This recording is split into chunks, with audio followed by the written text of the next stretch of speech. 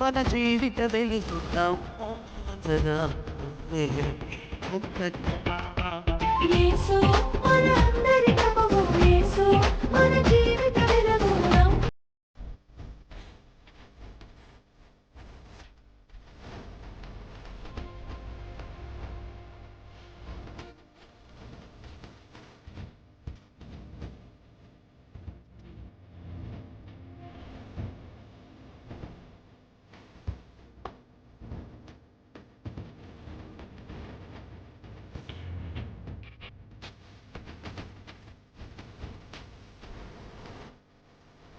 మాటలు వింటున్నటువంటి దేవుని బిడ్డలారా, మీకు ఒక శుభవార్త.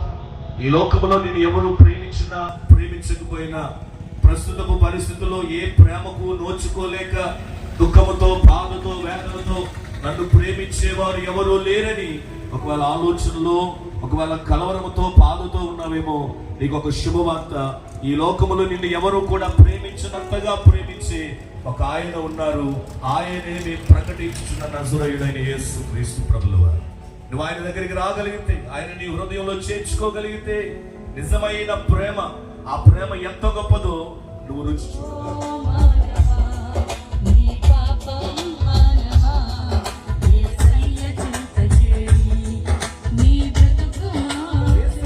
ప్రభులు వారు ఈ లోకానికి రావటానికి కారణం ఏంటి తెలుసా? బంధకముల్లో ఉన్న వారికి విడుదల ఇవ్వటానికి ఆయన వచ్చాడు. ప్రభునందు ప్రియ ప్రాంతీయ సహోదరి సహోదరులారా, ఆయన ఈ లోకానికి రావటానికి కారణం ఏమిటి అని ఆలోచన చేస్తే, ప్రజలందరినీ కూడా విమోచించడానికి ఆయన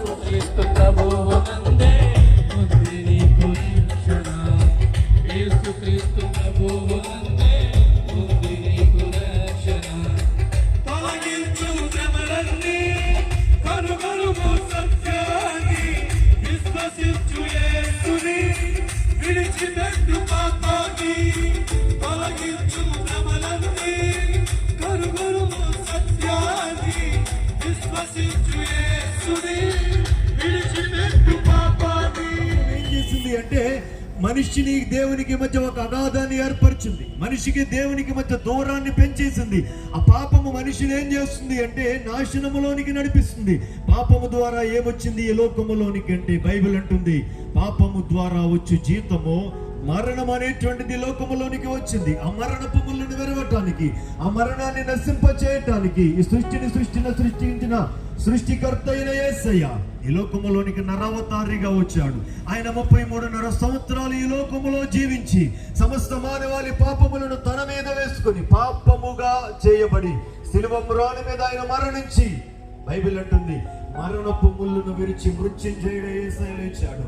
ఇది నాడు మేము ప్రకటిస్తున్న యేసయ్యను మీ జీవితాల్లో కూడా ఆహ్వానించగలిగితే, మీ జీవితాల్లో కూడా యేసయ్యను చేర్చుకోగలిగితే, నిశ్చయముగా యేసయ్య అనిత్య జీవాన్ని ఇస్తాడు, అమరణము నుండి తప్పిస్తాడు, ఆ పాపము నుండి మీకు విడుదల కలిగిస్తాడు. పాపము ద్వారా వచ్చిన ప్రతి పర్యవసానము నుంచి, అది రోగం కావచ్చు, శాపం కావచ్చు, అసమాధానం కావచ్చు, ఏది అయినా సరే ఆయన పరిస్థితిని మార్చగల సమర్థుడిగా ఇది ప్రభు నశించిపోయిన ఆత్మను రక్షించడానికి లోకానికి వచ్చావు దేవా, స్తోత్రం. నన్ను తెలుసో తెలియక వచ్చేసిన పాపాలు క్షమించే దేవుడు.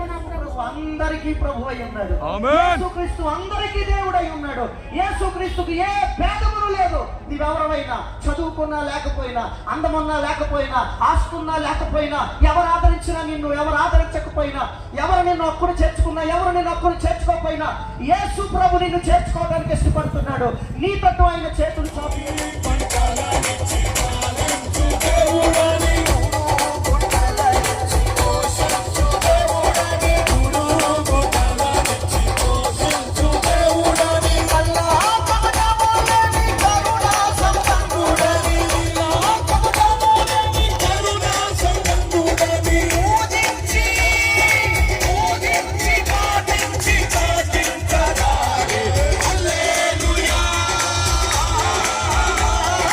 Hallelujah.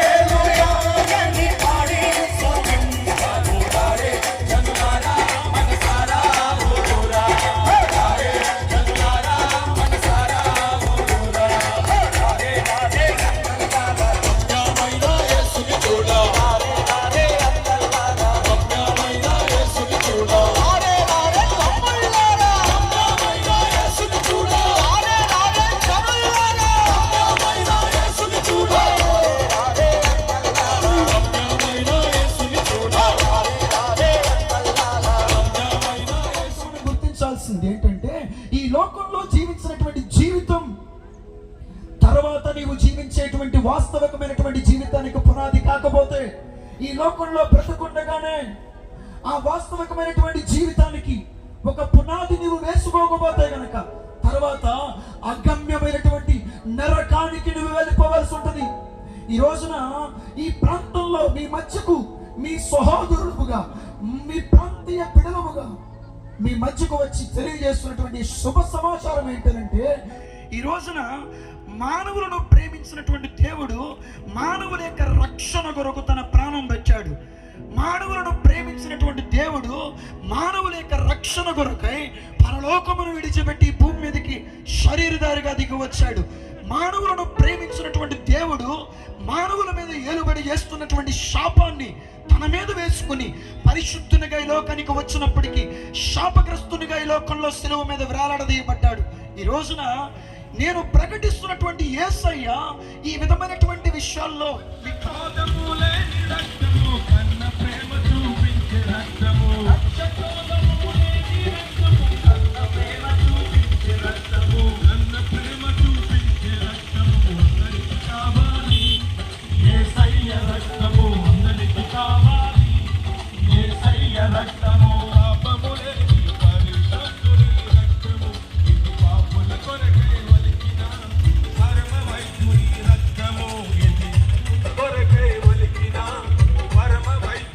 యేసుక్రీస్తు ఈ లోకంలో జన్మించిన కారణం ఆయన మన కొరకు చనిపోవాలి అని యేసు ఈ లోకంలో జన్మించారు. మనం ఎప్పుడు కూడా ఊహించుండో మన కోసం ఒక ఆయన చనిపోయారని కదా.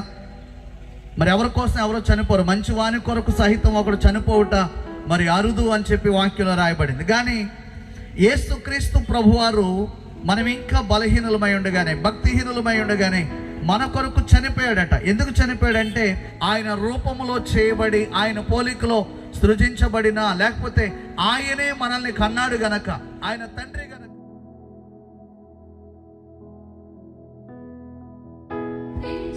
తన ప్రేమను మన పట్ల వెల్లడిపరిచాడు. ఎలాగంటే మనం ఇంకను భక్తిహీనుడుగా పాపులుగా ఉండగానే క్రీస్తు మన ఎడల తన ప్రేమను వెల్లడిపరుస్తున్నాడు.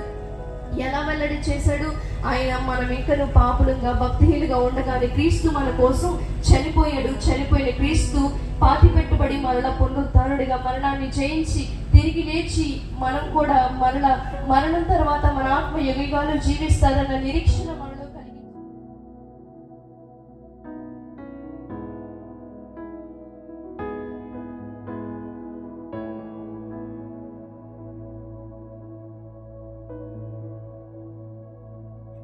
శుభవార్త. పరలోకములో ఉన్న దేవుడు ఆ పాపము నుండి మనిషిని విమోచించడానికి, తన పావన రక్తాన్ని కార్చడానికి దేవుడే ఈ భూమి మీదకి దిగి వచ్చాడు. ఆయన పేరు నజరేయుడైన యేసుక్రీస్తు. సమాధానం తీసుకొచ్చాడు. పిల్లల ప్రతి మనుషుడు పాపముల చేతనో దోషముల చేతనో బ్రతుకుతున్నాడు కనుకనే మనిషి సంతోషాన్ని, సమాధానాన్ని, నెమ్మదిని కోల్పోతూ ఉన్నాడు. ఎవరైతే యేసు ప్రభు దగ్గరకు వచ్చి మీరు యేసు ప్రభుని ప్రార్థన చేయగలిగితే, ప్రభువా నన్ను జ్ఞాపకం చేసుకొని చెప్పగలిగితే, యేసు ప్రభు తప్పనిసరిగా ప్రతి ఒక్కరిని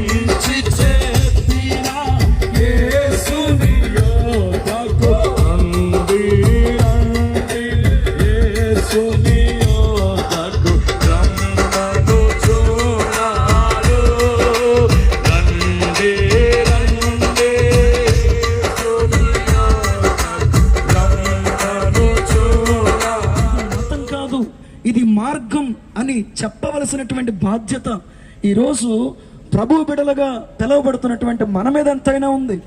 ఈ రోజున యేసు ప్రభువుని విశ్వసించినటువంటి మన జీవితాల్లో యేసు ప్రభువుని నమ్ముకున్నాం అనేటువంటి పేరు మాత్రం కాదు కానండి, యేసు ప్రభువును వెంబడించగలిగేటువంటి జీవన విధానం మనం లోకానికి కనపరచగలిగితే ఈ రోజున మనతో పాటు ఎందరో ఎప్పుడో యేసు ప్రభుని ఆశ్రయించేటువంటి వారిగా మార్చబడిన గుండెల్లోకి అయితే నీ వాక్యం వెళ్ళిందో ప్రభా, ఈ రోజే ప్రభా మార్చండి యేసయ్య, ప్లీజ్ ప్రభా మార్చండి ప్రభా, వాళ్ళ ఇంట్లో కార్యం జరిగించు ప్రభా యేసయ్య, స్తోత్రం ప్రభా, నూతన కార్యాన్ని జరిగించు ప్రభా యేసయ్య,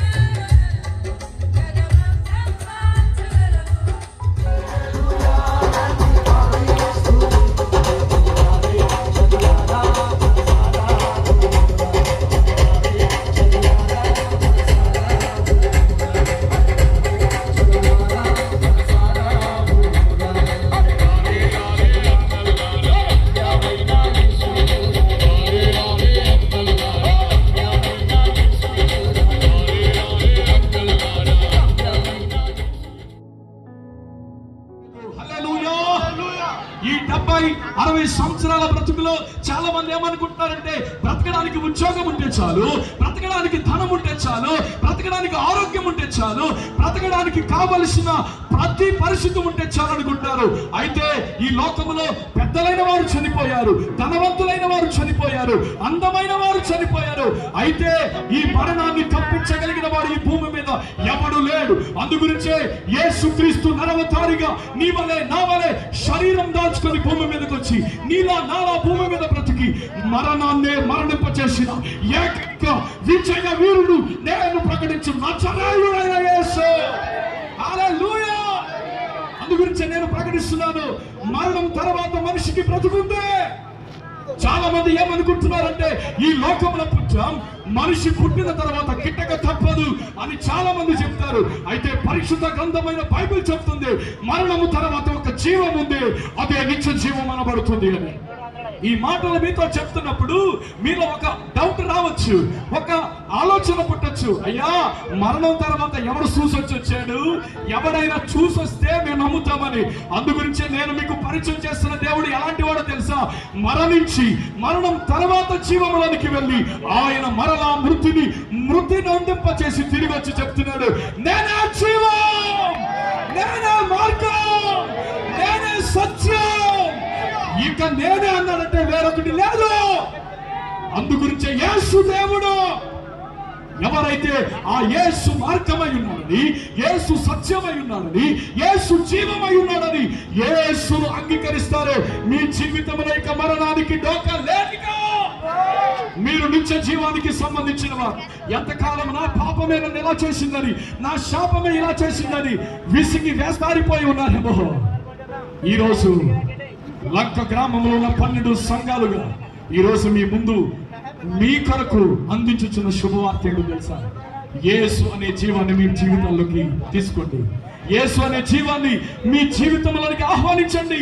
యేసు అనే జీవాన్ని మీ కుటుంబంలోనికి ఆహ్వానించండి. ఆ యేసయ్య మీకు నిత్య జీవం ఇచ్చుదాం. నిశ్చయముగా ఆ ఉన్నతమైన నిత్య జీవము కొరకు ఏకైక మార్గంగా దిగి వచ్చాడు. ఎందుకు తెలుసా? ఆయన పై నుండి వచ్చిన వాడు కనుక పైకి మార్గం తెలిసింది ఆయన ఒక్కొక్కడికే. అందుగురించే యేసు మార్గమై ఉన్నాడు కానీ యేసు మతం కాదు. యేసు జీవమై ఉన్నాడు. ఆయన ఒక కులానికి, ఒక మతానికి, ఒక వర్గానికి చెందిన వాడు కాదు. Jesus Christ is the lord of all. ఆయన అందరి దేవుడు.